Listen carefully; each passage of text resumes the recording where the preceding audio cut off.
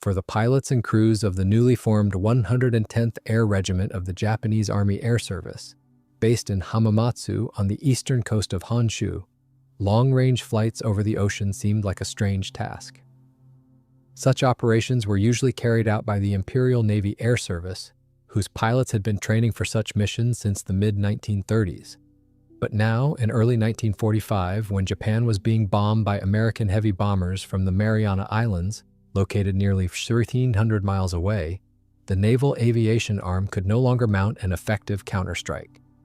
The Imperial Navy Air Service, or what remained of it by the end of 1944, had been practically annihilated in battles over the Philippines and numerous other islands of the declining empire.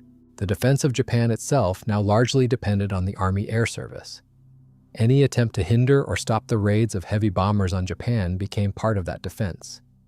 The first isolated American air raids on Japan were conducted from Chinese bases in the summer of 1944. The American crews were inexperienced, there were few bombers, and the intervals between attacks were too long to have a significant effect. But the American invasion of the Mariana Islands in July 1944 changed everything. Japan itself was now within range of American strategic bombers. In July, 3 months before the first American bomber landed in southern Saipan on October 12, 1944, an independent heavy bomber group began forming at the Hamamatsu Training Center to counter the anticipated American air offensive against the home islands. On November 24th, bombers from Saipan appeared over Tokyo for the first time. Soon after that American raid, specially modified Japanese bombers of the 2nd Independent Squadron carried out 2 attacks on Isley Field on Saipan. Around that same time, an additional formation of heavy bombers, the 110th Air Regiment, was established at Hamamatsu to strengthen attacks on American bases. The aircraft designated for these long-range missions was the Mitsubishi Hiryu, Flying Dragon, the latest design from Mitsubishi. This aircraft and its numerous variants, known under the Allied code name Peggy, became some of the most recognizable Japanese bombers in the final months of the Pacific War. The Japanese raids on Saipan airfields were exhausting but fairly successful. The Hiryu bombers departed Hamamatsu in the early evening and flew for 3 hours to Iwo Jima, a small volcanic patch of land in the Bonin Islands, nearly 700 miles south of Japan. To accommodate the bomb-laden aircraft, an airfield had been specially built on the flat plain of black volcanic ash, overlooking the beach at the base of Mount Suribachi. There, the crews could eat dinner and rest while their aircraft were refueled and inspected before the next long leg of the mission. At dusk, the Hiryu bombers left Iwo Jima for a 600-mile flight to Saipan, timing their arrival over the American airfields precisely when U.S. bombers were being prepared for morning missions against Japan. The Japanese bombers flew low over the airfields at an altitude of only 400 feet, dropped their bombs on rows of American bombers, and quickly disappeared into the darkness, returning to Iwo Jima after a 2.5-hour night flight. For the Americans, these raids posed serious problems. Although American newspapers described them briefly and downplayed their impact as minor, with minimal losses in personnel and equipment, it is undeniable that the Americans on the Marianas lost their sense of security, and the intensity of raids on Japan in January and February 1945 dropped sharply. During the December raids on Saipan alone, the Americans lost about 50 bombers destroyed or rendered inoperative. The Japanese seemed to possess an uncanny ability to appear over Saipan at precisely the right moment, catching the American bombers at their most vulnerable point before takeoff. From the Japanese perspective, these raids were extremely costly but necessary. They were the only way to slow the American air offensive. The overall operation plan was highly complex. High-speed Mitsubishi Dina reconnaissance aircraft maintained constant observation of the American bases, monitoring preparations that preceded the takeoff of bomber formations. The appearance of American weather reconnaissance aircraft over Tokyo and central Japan also provided advance warning of upcoming raids. The Hiryu squadrons reacted quickly, setting out that same night on their long journey over the ocean. Japanese losses over Saipan were heavy. Army bombers had to face a solid wall of anti-aircraft fire and fierce attacks by American fighters. Losses in men and aircraft were further worsened by the need to use hastily trained, inexperienced crews who had no practice in long over-ocean night flights and often crash-landed in the sea. Shortly after the first raid on Saipan on the night of December 6-7, 1944, when the 110th Air Regiment lost 6 of its 8 aircraft, the 2nd Independent Squadron was merged with the regiment to combine combat experience and equipment for greater efficiency. The raids became even more effective when Hiryu bombers of the 7th Heavy Bomber Regiment appeared over Saipan. The Army aviation bombing raids ceased with the start of the American invasion of Iwo Jima on 19th of February 1945. What had once been Japan's advantage was gone forever. The war was drawing to a close, and the most important task facing the 1st Army Air Arsenal in the city of Tachikawa was this: how to make the Ki-67 Hiryu bombers reach Saipan again. Otherwise, the American Superfortresses B-29 could bomb Japan with impunity and faced no resistance. In the spring and summer of 1945, urgent flight tests of modified Ki-67 Hiryu bombers with additional fuel tanks were conducted at the test unit in the city of Fusa. These tests were led by Hideo Sakamoto. In addition, proposals were considered to create an ultra-long-range Ki-67 Hiryu with an increased wingspan and additional tanks that would allow it to fly about 3,100 miles. But all of that came too late. Nevertheless, this bomber was unanimously recognized by both Japanese and American specialists as the best bomber produced by the Imperial Army during the war. In the short decades before the Pacific War, Japan progressed from a modest aircraft manufacturer relying on borrowed licensed production technologies to a leading nation with its own most modern developments. In the field of bomber production, most of that transformation took place at Mitsubishi Heavy Industries. Mitsubishi had more experienced design engineers than other firms, paid higher salaries, and its experience in developing heavy bombers was unmatched by the rest of Japan's aviation industry combined. The main group of Mitsubishi's leading designers trained in Europe, the United States, and eventually in Japan itself. Mitsubishi had 2 independent departments, partly duplicating each other, that handled Army and Navy aviation respectively. By 1941, most of the aircraft of the Japanese Army and naval aviation were Mitsubishi designs, with the exception of a brief period in the Army from 1938 to 1940 when Nakajima took the lead with its projects. In particular, Nakajima's heavy bomber Type 100 Donryu, which entered service in 1941. At the end of 1940, even before the Army's general disappointment with Nakajima's Type 100 Donryu had set in, Army headquarters began thinking about a next-generation bomber. In early 1941, the specification project was put on paper, and the Army was ready to announce a competition for the project. In the draft proposal submitted by Mitsubishi, the emphasis was on simplicity of production. This pushed the Air Service headquarters to agree with Mitsubishi's proposal, and on 17th of February 1941, the project received Army approval for further work. Nakajima was also invited to take part in the competition at that time. Nakajima's proposals were based on a development project of the Type 100 Donryu bomber. If Mitsubishi had for a time lost its position to Nakajima as Japan's largest producer of Army bombers, it now found itself in a more favorable position. Production of the Donryu faltered. Army feedback on Nakajima's new bomber was also unsatisfactory, while Mitsubishi, meanwhile, ramped up production of an advanced version of the Type 97 Sally bomber. The new aircraft became a desired replacement for Type 97, while Nakajima's development of a smaller, lighter aircraft, a rework of the unremarkable Donryu, ran into a dead end in mid-1942 in the firm's Mitaka experimental department. Thus, by the end of 1942, Mitsubishi was left without competitors. Responsibility for the overall project fell under Mitsubishi's technical director Fumihiko Kawano, who had been the chief designer of previous reconnaissance and light bomber projects and was a true technical expert. Hisanojo Ozawa, Mitsubishi's expert on Army bombers, became the project's chief engineer. Ozawa had worked on all Japanese Army bombers since the early 1930s and had been responsible for the design of the Army's first bomber with a retractable landing gear. He was the co-author of the very successful Type 97, oversaw its series production, and led the modification project that allowed the service life of this respected bomber to be extended during the Pacific War. Ozawa was assisted by 2 young men working on their first project at Mitsubishi, Teruo Tojo and Yoshio Tsubota.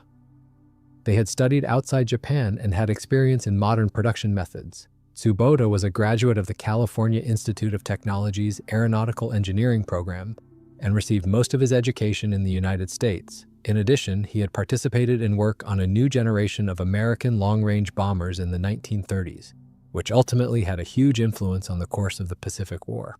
Mitsubishi's contract called for the construction of 3 aircraft for evaluation, which were to carry a single bomb weighing 1,100 pounds with a radius of action of at least 435 miles at an altitude up to 23,000 feet and a maximum speed of 342 miles per hour.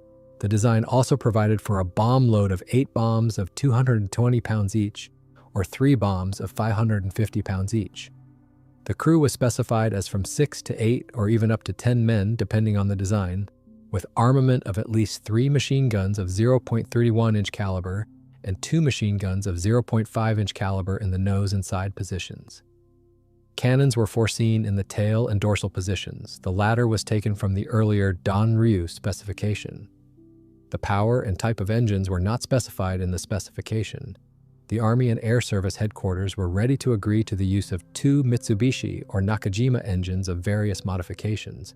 The 1,450 horsepower engine had already been successfully used on the last version of the bomber, while the Nakajima 1,870 horsepower engine was still at the prototype stage.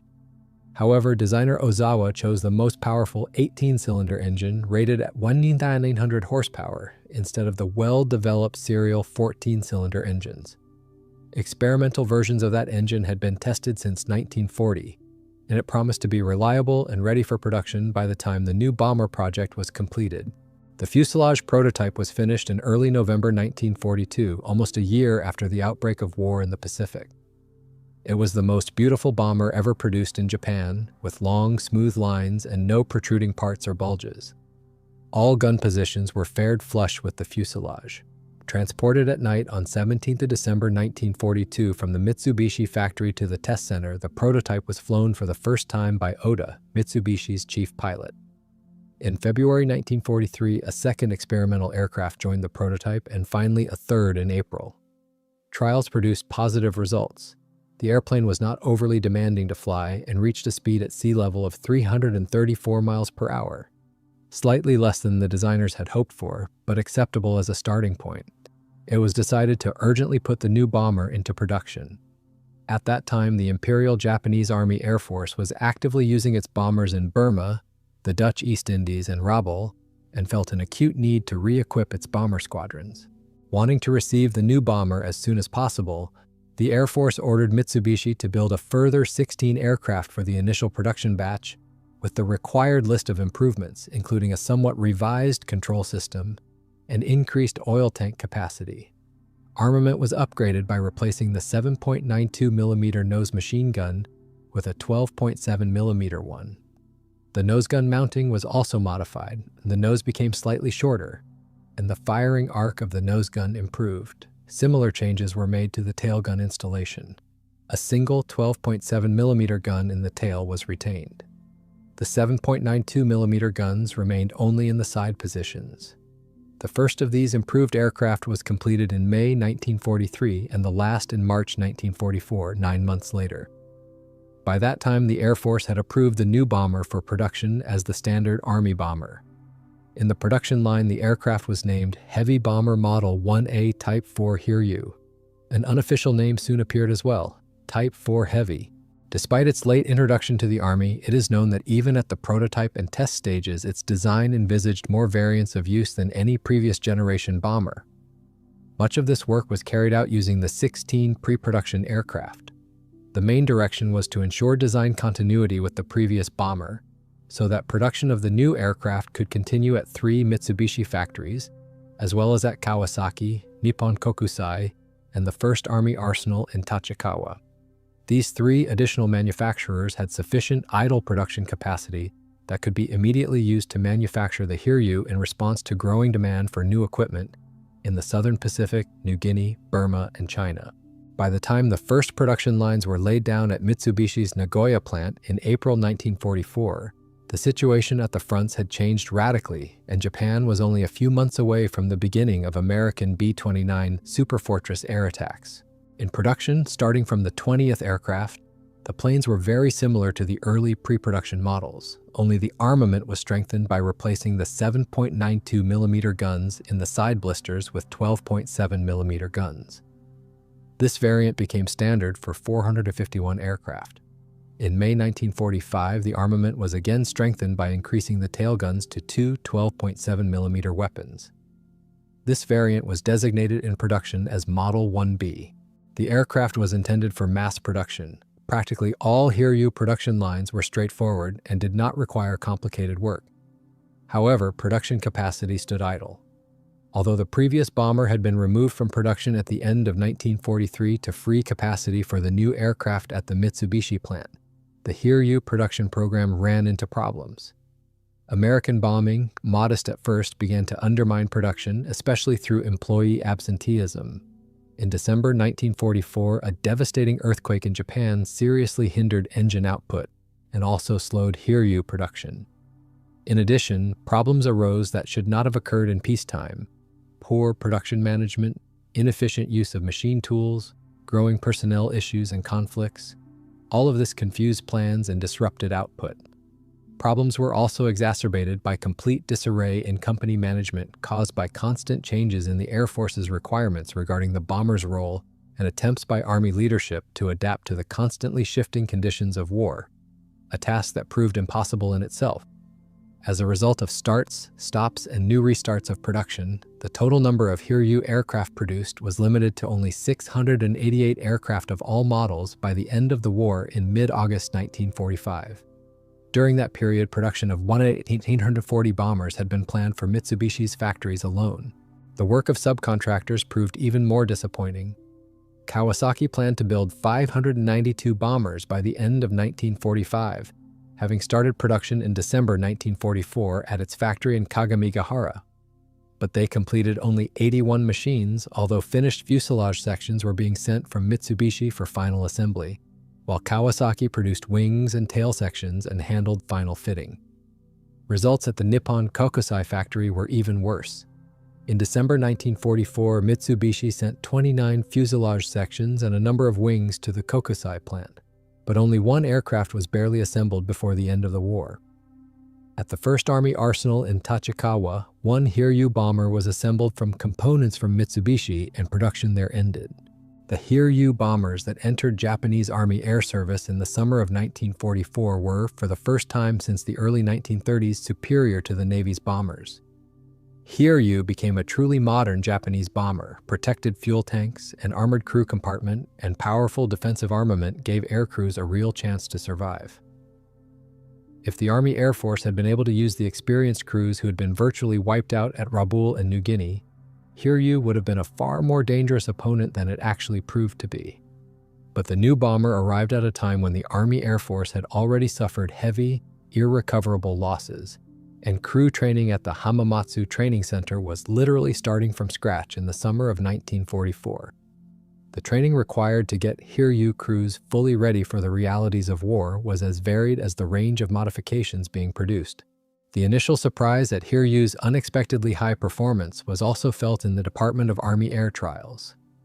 Under the command of Lieutenant General Ogata, large-scale experiments with the new machine began at the Army Air Force Test Center in Fusa. Hiryu became its #1 priority. Of the 9 pilots assigned to test the bomber, all were unfamiliar with Hiryu, so an experienced pilot who knew the type well, Major Hideo Sakamoto, was brought into the program. Time was of the essence. Before the Pacific War, the Army Air Force allowed up to 2 years for testing a new bomber type.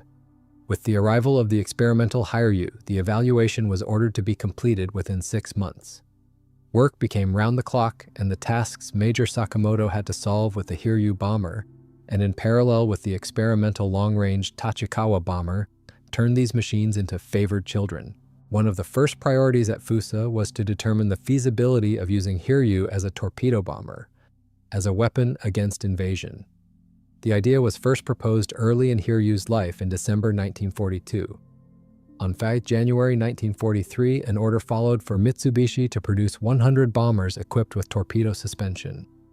To evaluate the new configuration, 2 early pre-production Hiryu were modified for installation of the suspension and sent to Fusa for testing.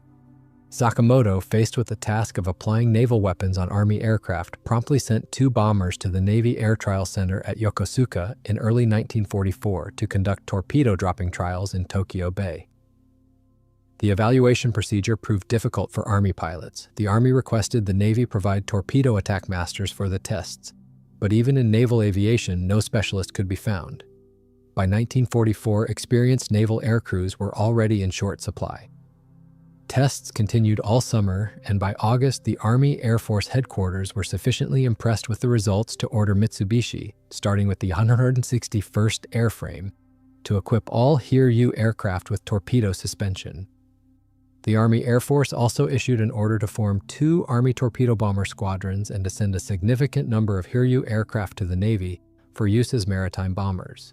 The availability of the new transport glider from Kokusai, intended for mass production, led to analysis of other possible uses for Hiryu. It was obvious to use the bomber as a high-speed glider tug. The new transport assault glider from Kokusai was larger than any glider produced before, and therefore towing it required a more powerful and faster aircraft than the older bombers that had been available. The giant glider was first conceived at the end of 1942 as an invasion transport capable of carrying 32 fully armed soldiers, or an 8-ton tank. By March 1944, a prototype all-wood glider and the largest in Japan during the war had been built. In the summer of 1944, limited production of the transport glider was organized even before its first test flight. At the first Army arsenal in Tachikawa, work was already underway to convert a number of bombers into glider tugs, and 1 experimental Hiryu was converted into a tug following the old pattern in February 1944. On 15 August 1944, the Hiryu towed glider made their first joint flight. The trials were judged successful, but they did not develop further because the war moved closer to the Japanese home islands. The glider received the American code name Crane, but it never saw combat. A later version of the Japanese Hiryu bomber had a much more dramatic purpose. It envisaged the guaranteed destruction of the aircraft and its crew on every mission. Long before the Japanese Navy began using Kamikaze, the command of the Japanese Army Air Force in Tokyo voiced similar arguments in favor of such programs. They regarded it as a last desperate attempt to strike at Allied ships and to halt their victories. The complete loss of New Guinea in June 1944 strengthened the position of the radical officers of the Army Air Force. They proposed turning Army bombers into living bombs, recruiting volunteers willing to give their lives for the salvation of the Japanese Empire. After the plan was approved, an officer from the air staff began developing a training program for suicide pilots. The first 4 newly formed units were reorganized into a special attack corps. In August 1944, the design of the bombers was modified. The manufacturers secretly altered the structure of the aircraft, placing inside it an enormous bomb, equipped with a detonator in the nose section. The improved version received the name Fuji, after the mountain sacred to the Japanese people. One of these modified aircraft was specially designed as a weapon of double destructive power. It could carry 2 bombs of 1,760 pounds each. The bombers of these special units were converted in September 1944. All machine gun turrets were removed and their positions were sealed with fairings to improve aerodynamics and increase speed. The crew was reduced to 2 or 3 men, the minimum required for navigation and radio communication. The bombs were designed to detonate automatically upon impact with the target. After testing was completed by the end of September, 10 modified aircraft were ready for operations, while 2 more were in the final stages of preparation. The special unit underwent training at a training center on Honshu Island and was ready for deployment by the end of October 1944. It consisted of 26 crew members and 12 specially modified bombers. The Army Kamikaze units were composed of former university graduates. The training course lasted 57 days, with 1 day devoted to practicing ramming attack techniques. Hastily trained recruits were grouped into temporary formations to independently fly to the Philippines. This was a difficult task as Army pilots lacked experience in overseas flights. The island-hopping journey, from the main archipelago through Formosa to the Philippines, proved to be a severe challenge for them. By October 1944, the bomber units were undergoing training and the Special Attack Corps finally received its modified aircraft. However, at that very moment, the Allies began their invasion of the Philippines. The command of the Japanese Army Air Force had only begun developing plans to reinforce the Philippines a month earlier. The plan called for transferring heavy bomber units from other regions of the Japanese Empire to the main airfields of the Philippines. At that time, Army heavy bomber groups had not yet been equipped with these new aircraft, but due to the Allied offensive, the bombers still in training were urgently sent into combat. They became the first units to use these aircraft in direct military conflict. The Imperial General Headquarters of Japan urgently activated the Philippine Defense Plan Option 1 on September 22, 1944. It was determined that enemy forces were to be attacked exclusively by naval air units, except for a few Army air groups equipped with the new bombers and specially trained for naval operations in Japan. These units were combined into a mobile strike force named Typhoon, so called for its ability to attack under any weather conditions. The group was abbreviated as the T-Forces, or T-Assault Unit. These forces were specially trained to attack American aircraft carriers at night or in difficult weather. They were equipped with the latest torpedo bombers. Under unified command, this group could be rapidly deployed anywhere to repel an Allied invasion. The T-Assault Unit was stationed in 3 regions: on the southern island of the Japanese archipelago, in the Philippines, and on Formosa. The group included naval air units composed of various light and medium bombers armed with torpedoes. Plans also called for transferring Army air groups equipped with the new aircraft under naval command. The first naval versions of these aircraft were assigned to 2 old Army heavy bomber groups, which were subordinated to the Fleet Command and incorporated into the Philippine Defense Forces on July 25, 1944. In addition, a torpedo bomber version was introduced in a naval air group in August 1944. These naval units were given the honorary name Yasukuni Air Group, in honor of Japan's most revered Shinto military shrine. All units equipped with these aircraft were to be relocated to the southern part of Formosa in September 1944 to deploy the T-Assault Unit against the Allied invasion forces, regardless of whether they struck Formosa or the Philippines. In either case, the American fleet would be within range of the group.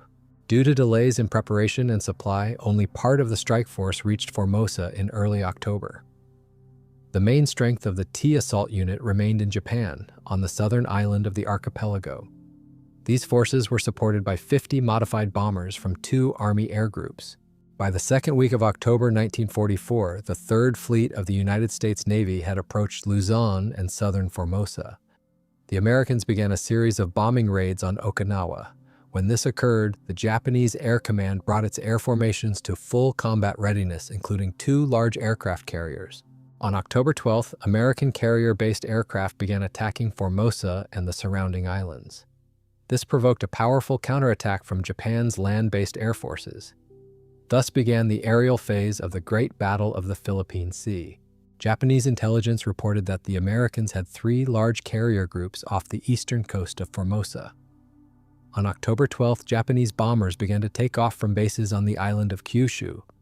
Later that day, certain aircraft attacked American ships. At 13:00, one unit sent 18 torpedo bombers from Miyazaki Airfield, and 30 minutes later, another 15 aircraft took off from Kanoya Airfield.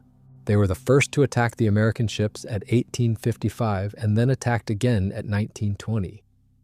Although the Japanese lost 24 aircraft during these attacks, pilots reported the sinking of 4 enemy aircraft carriers and hits on 10 other ships. That same night, 21 torpedo bombers took off from airfields on Kyushu and Okinawa to attack the American task force. They approached the target at 23:47, but because of poor visibility, strong winds, and smoke, they were unable to deliver torpedoes accurately.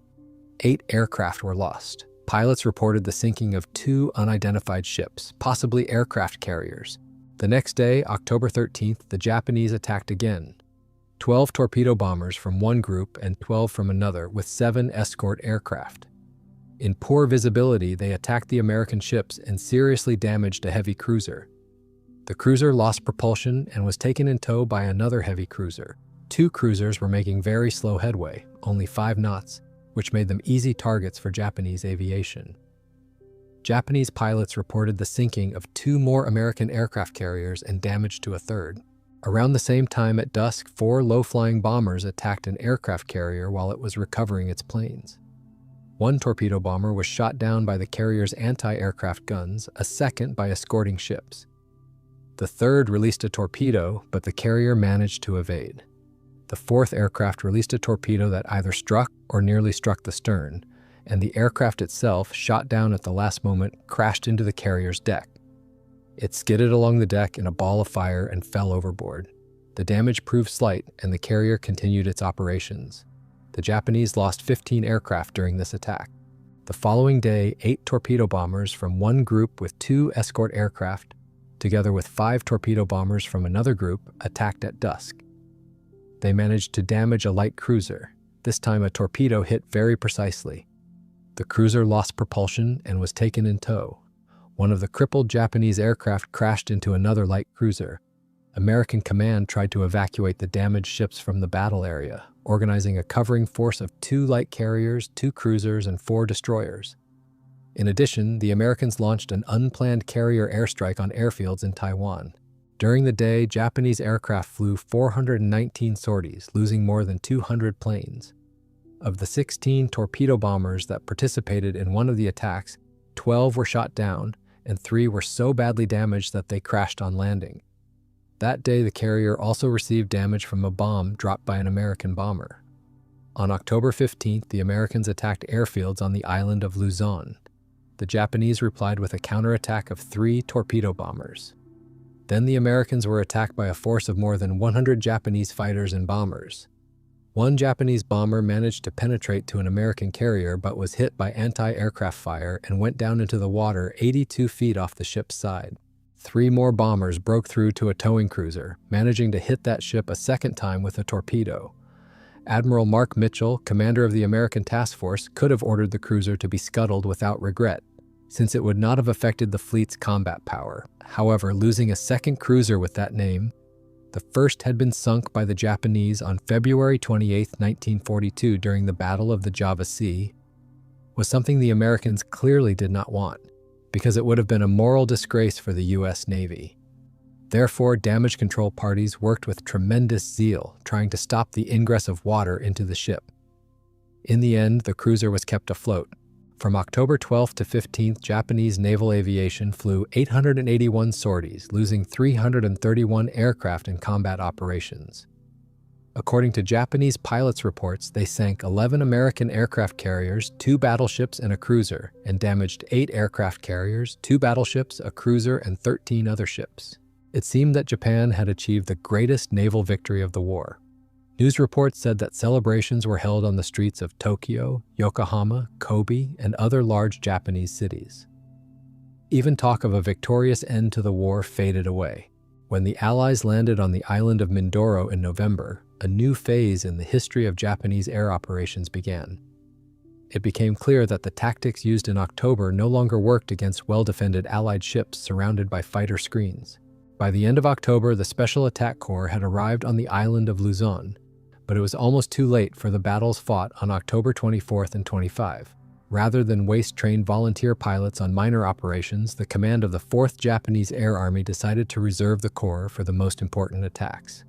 This was a wise strategy, but modified aircraft were soon spotted by American reconnaissance, and the Japanese planes came under intense fire from American carrier-based aviation. American pilots already knew about this bomber and considered it an important target for attack.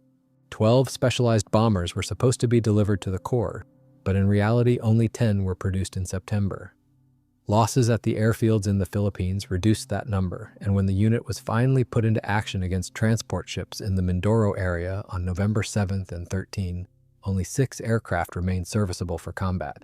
In February 1945, aircraft of this type operated as part of the 7th Air Regiment. Then, in mid-March, they took part in an attack on American aircraft carriers, during which 3 large ships were damaged. However, it remains unknown what specific role these Japanese aircraft played in that assault.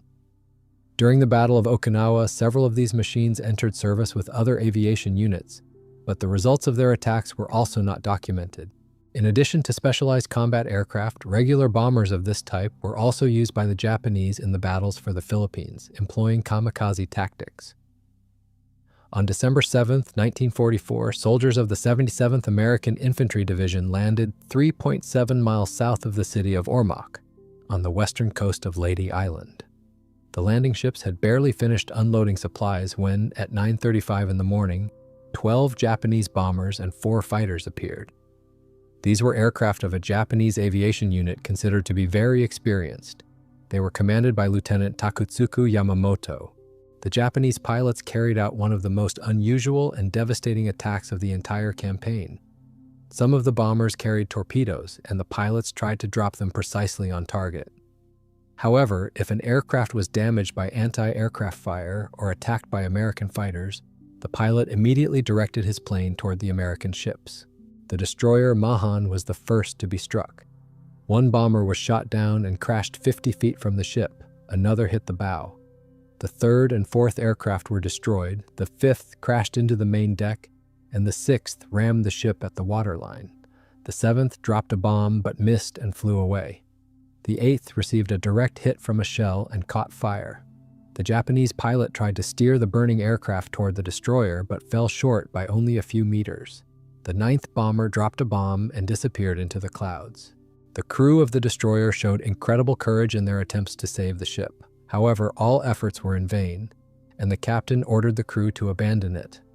The destroyer was sunk by American artillery fire. Most remarkably, only 10 men from the entire crew were killed.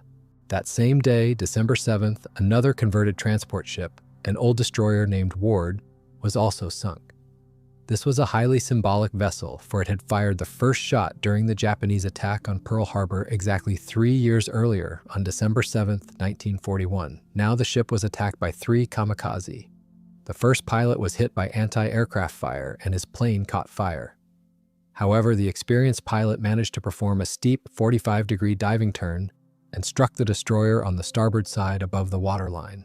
The other 2 aircraft were destroyed by artillery and caused no damage. Yet the powerful explosion from the first impact was enough to sink the Ward. Abandoned by its crew, the destroyer was finished off by artillery fire from another American destroyer. Interestingly, at the time of Pearl Harbor, the commander of that second ship had served as the captain of the Ward. History often brings such astonishing coincidences.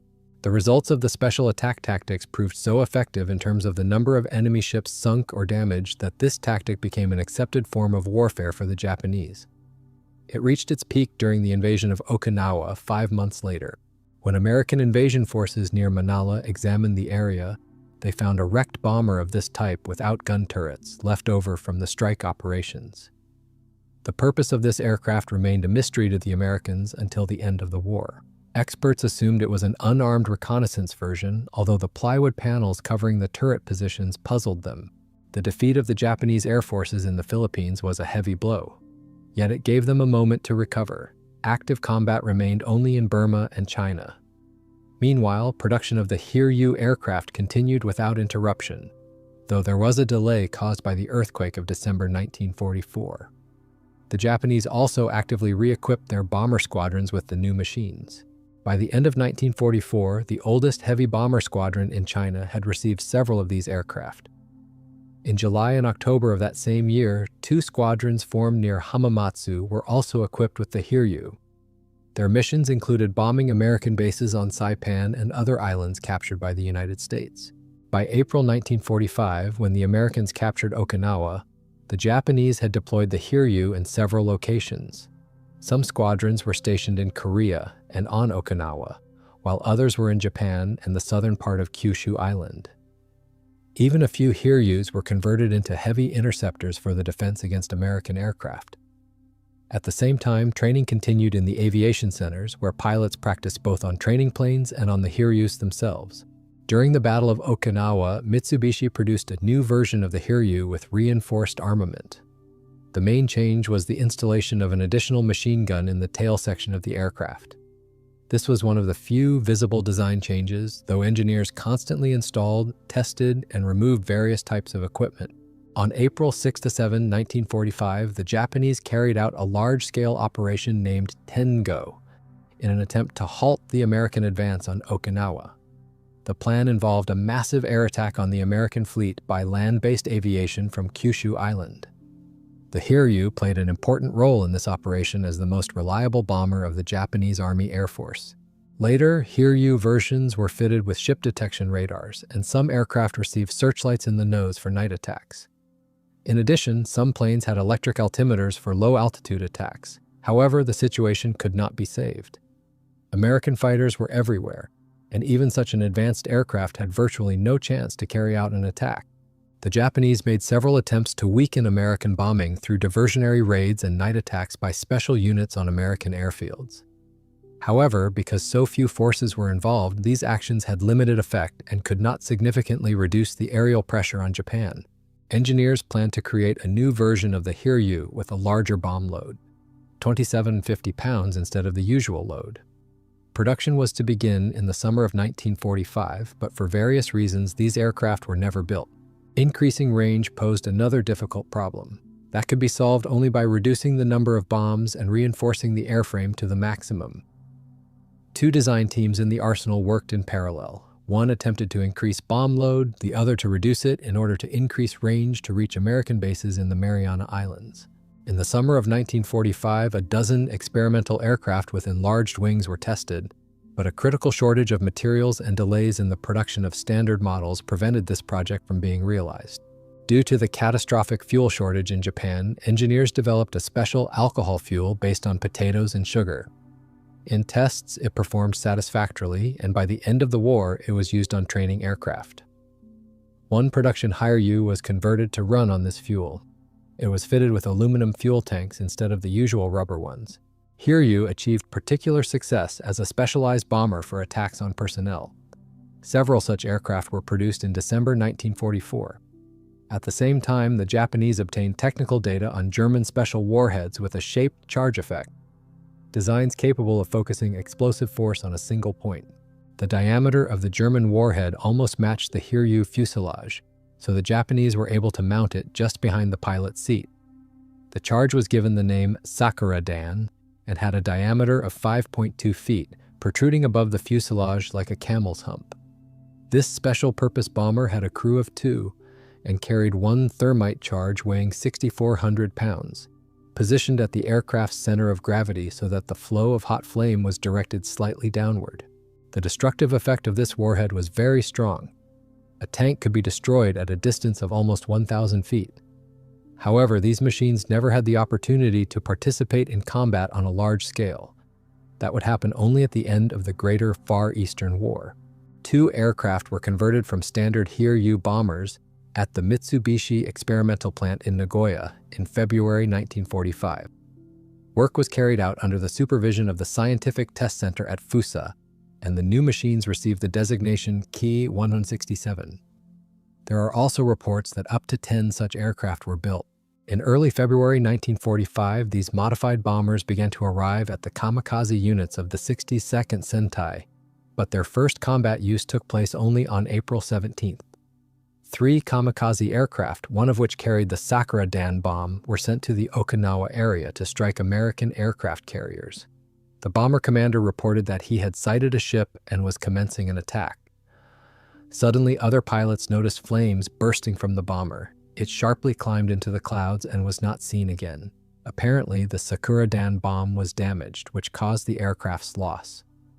On May 25th, the Japanese again tried to use these machines in combat. 2 aircraft were lost, piloted by Second Lieutenants Hikoji Mizoto and Yutaka Fukushima.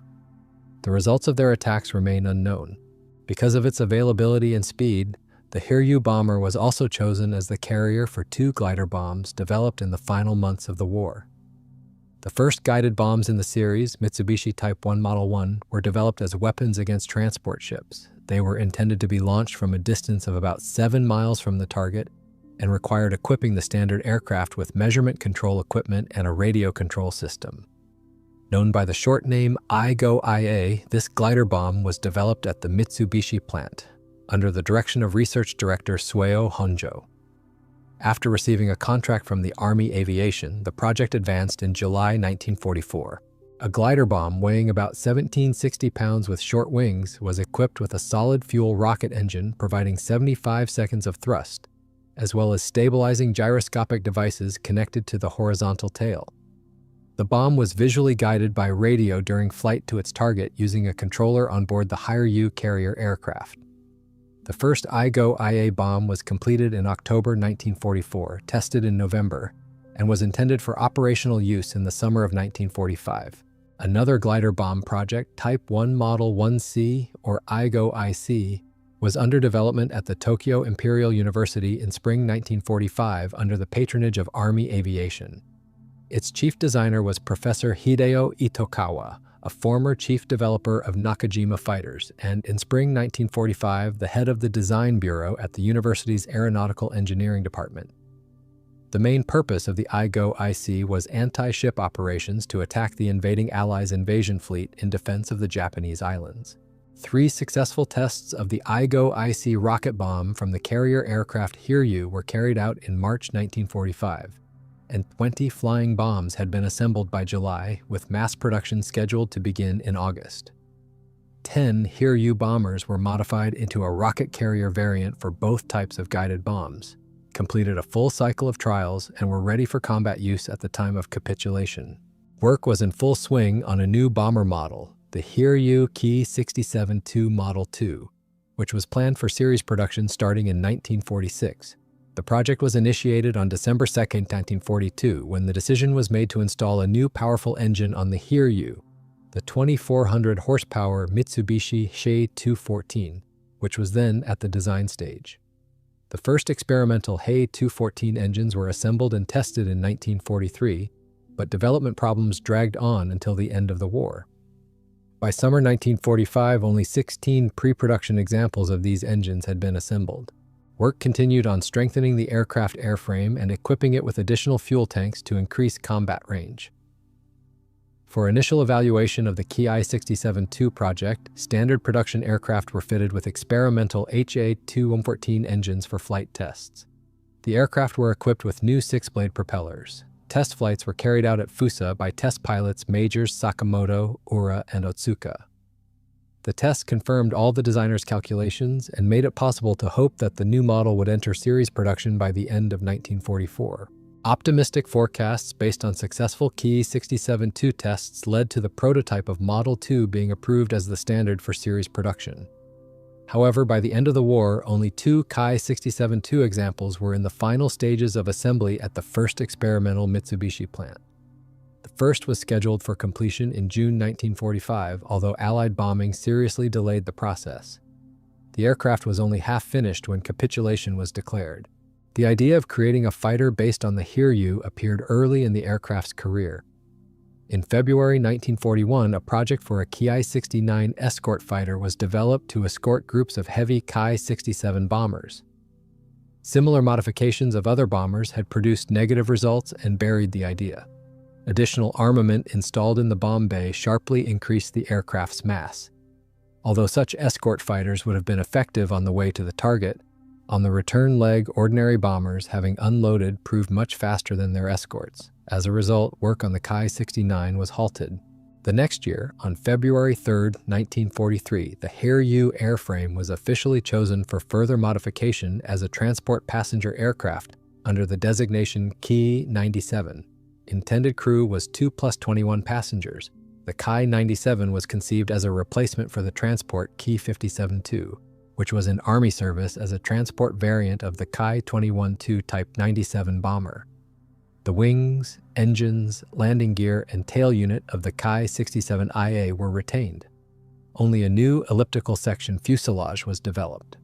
The aircraft project was completed at Mitsubishi by early 1945, and a mock-up was made, but the aircraft had to be abandoned to concentrate on combat equipment. The first serious attempt to convert the Hiryu bomber into an Interceptor was made at the end of 1943.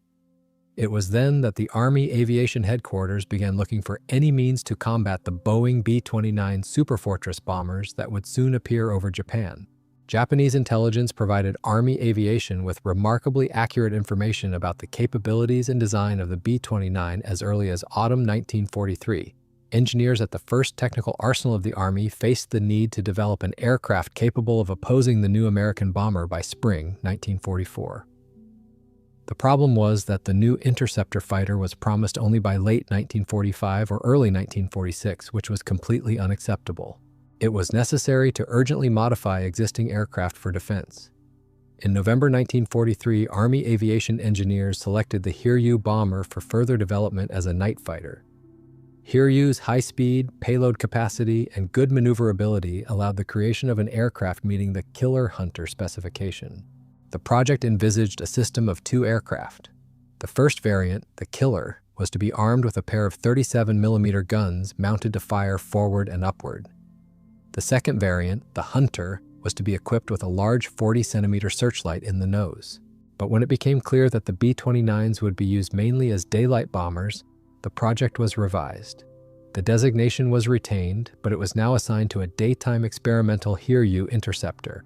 Major Hideo Sakamoto, who was responsible for the Hiryu program at Fusa and knew the aircraft's capabilities best, proposed installing the Army's 75mm anti-aircraft gun Type 88 in the nose of a standard bomber.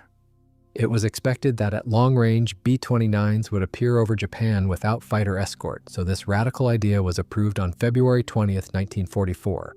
The initial muzzle velocity of the Type 88 shell would allow interceptor crews to remain outside the effective defensive fire of B-29 gunners, while opening fire on the bombers with their heavy guns from distances over 3,300 feet.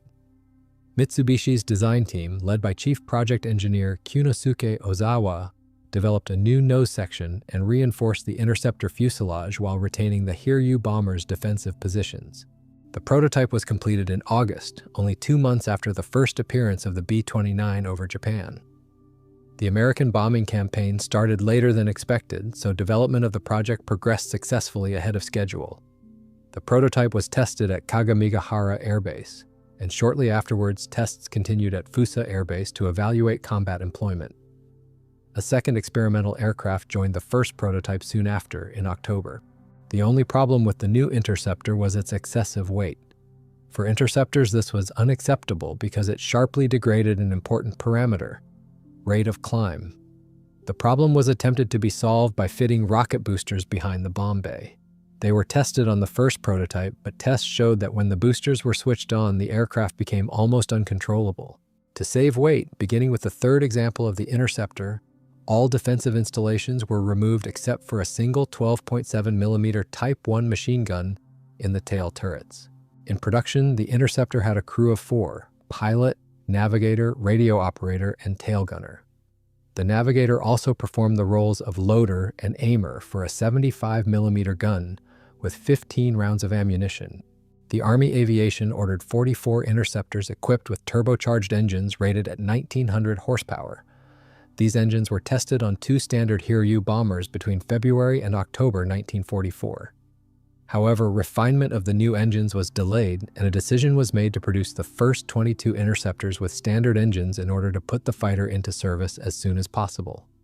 The remaining 22 aircraft were to be fitted with improved engines under a new designation. The second experimental aircraft was eventually fitted with new radial engines, but it was not produced in series. Even before the interceptors reached units, the 107th Heavy Fighter Regiment was formed, and crews began training. Created in November 1944, the 107th Regiment began training on standard Hiryu bombers at Mikihara Air Base in Kamikaze in December 1944. By March 1945, when the 22nd Interceptor was completed, the 107th Regiment was fully organized and ready to complete familiarization with the new aircraft. In anticipation of the project's success, the 14th Heavy Bomber Regiment began preparations to re-equip with interceptors, with deliveries of new equipment planned to begin in May 1945. In summer 1945, the 107th Squadron was sent to the Eastern Defense Sector to defend Tokyo and Yokohama from air attacks. The unit was brought to full combat readiness, but it is not known for certain whether its aircraft ever scrambled even once to intercept enemy bombers. In any case, no confirmed enemy aircraft shot down by this squadron have been recorded. In any event, the program was wound down, and the 107th Squadron was disbanded on 30 July 1945. Crews were transferred to other units. Several Ki-109 aircraft were tested as attack aircraft for strikes on ships. American forces discovered Peggy modifications with a solid nose in the town of Fusa. They inspected them there, conducted several quick tests, but ultimately destroyed them. On 3 October 1944, another version of the Hiryu bomber was ordered, the Ki-112, officially called the Experimental Convoy Fighter. Reportedly, this was a wooden adaptation of the basic Ki-67 design created due to a critical shortage of aluminum late in the war. The aircraft was to have heavy armament and was likely intended to escort and protect the unarmored Ki-167 Sakuradan Kamikaze aircraft from interception by Allied fighters. The Ki-112 was planned to be armed with 8 12.7mm Type 1 machine guns plus one 20mm cannon. However, the Ki-112 remained an experimental project at the development stage. The program was closed in summer 1945. It is quite possible that there were other Ki-designated modifications of the Hiryu bomber. But the chaos of the last months of the war, the deliberate destruction of some Japanese Air Force documents literally days and hours before the arrival of the Allies, all this means that any unknown project numbers, if they did exist, are lost forever. The best bombers of the Japanese Air Forces met their end on several airfields where occupying forces mercilessly burned them. Thus ended the story of the Ki-67 Hiryu, an aircraft that under other circumstances might have remained modern for another 10 years and continued to actively perform its intended tasks.